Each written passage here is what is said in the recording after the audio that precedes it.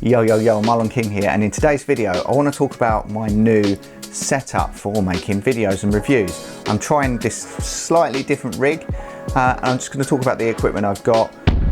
So I'm going to quickly switch over to my phone and show you what it looks like from this side, which is a little bit weird, but here we go. So looking straight at the camera, I've got the camera right there. Now I've got my main light here, and then I've got my secondary light on this side as well. And every lighting rig needs 3 lights, so this is kind of my backdrop light.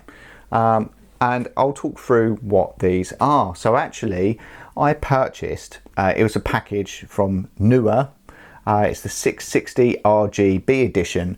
So these 2 panels here, the front key main light and this one here that I'm using for the backlight, I got them. The main reason is so I can do like blue backgrounds or different color backgrounds, and I can change it to create a different vibe. So this one is currently on blue, and that main one here, it's got 2 types of light. You've got the white and the yellow, so that or tungsten, whatever you want to call it. But that means I can control the exact temperature of the light, and I can match all of my lights up to a specific one and match it on my camera. So it means I can get precise lighting measurements. So that's always handy and a lot better than using your standard light bulbs that you've got at home. So those 2, I can't remember the pricing, but I will leave a link to them below. It was relatively affordable. I believe it was under £300 for that lighting package. And not only that, it came with tripods as well for each light. And it come with 2 adapters, so you can plug them straight in. So you don't need to worry about buying batteries. However, if you want a portable rig, they are light and they do come with carry cases. So if you did want to, you can buy batteries for them. And then that would be a completely portable rig as well. Now, the second light I'm using, and again, I didn't go out and buy something specific. This is something I already had.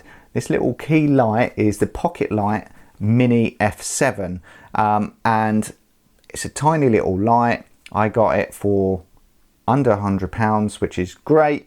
And again, you can do RGB, so you can do coloured lights, and you can control the temperature of that light. So again, that's allowed me to match these all up.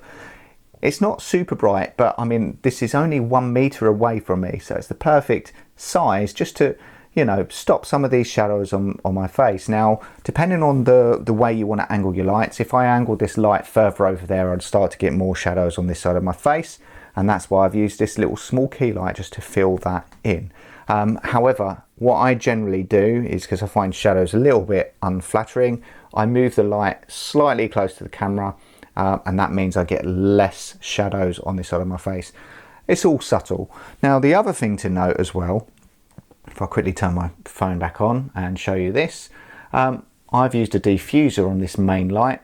That also means that the shadows on my face are going to be softer and look a little bit better for when making videos. So it's going to be less harsh.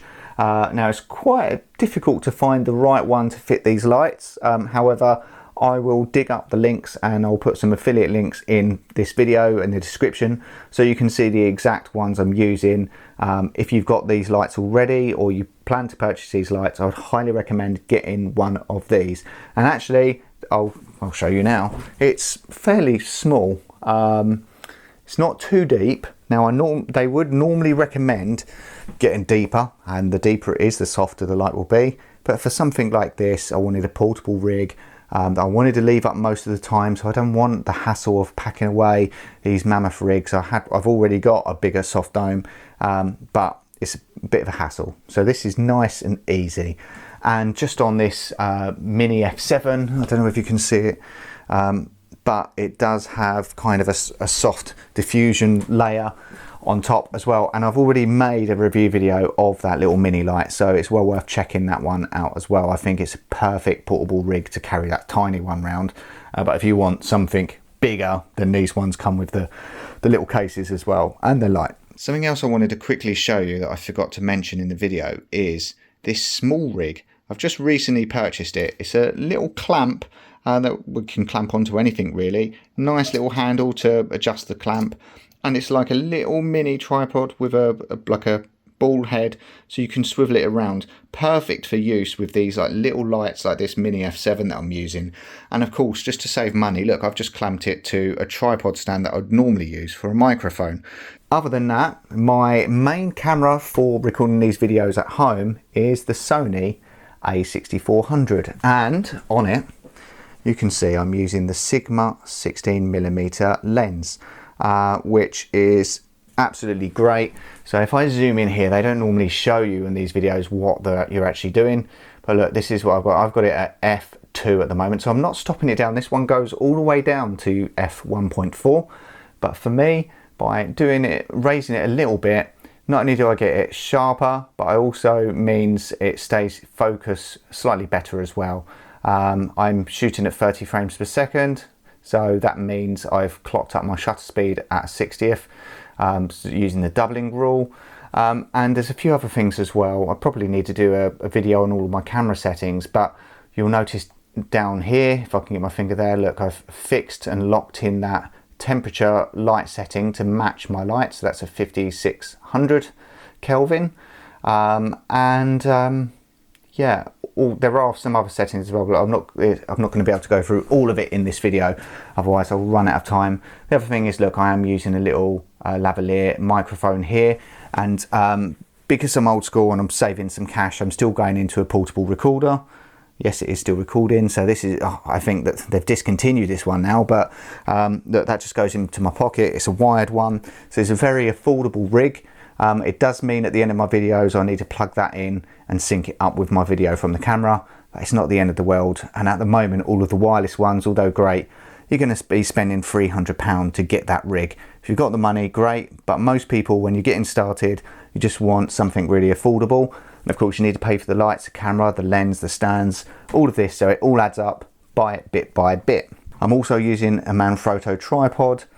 You want something steady and stable for your camera, of course. You don't want to drop your camera, but also if you're taking that tripod around with you, this one was the carbon fiber edition, so that's light.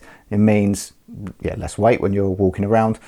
So if you're trying to think of lots of different scenarios, if you're only using it at home, just get a cheapo one to get you started. But if you are going to be out and about, it is worth just investing, spend a little bit more money to get something durable but light as well. And outside that, I believe that covers it. So it's just, I'm not going to cover off about lighting positions and everything like that, but this is the equipment I'm using. I think it does a pretty decent job. If you have any questions about this setup or want to know any more, let me know in the comments below and I'll be sure to help you out. Otherwise, have a great day and I'll catch you in the next video. If you did find this video helpful, please subscribe to the channel and also check out the back catalogue of all the videos I've already made. Other than that, have a good week and I'll catch you in the next one. Peace.